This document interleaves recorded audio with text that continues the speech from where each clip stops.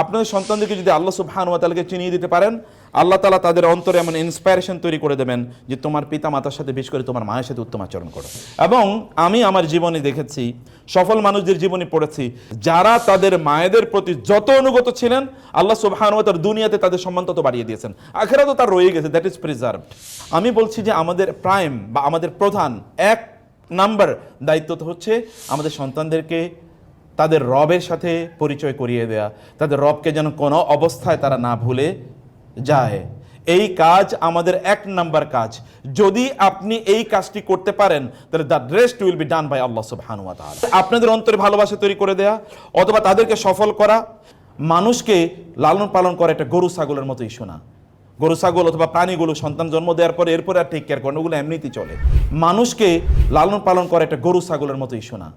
গরু ছাগল অথবা প্রাণীগুলো সন্তান জন্ম দেওয়ার পরে এরপরে আর টেক কেয়ার করেন, ওগুলো এমনিতেই চলে।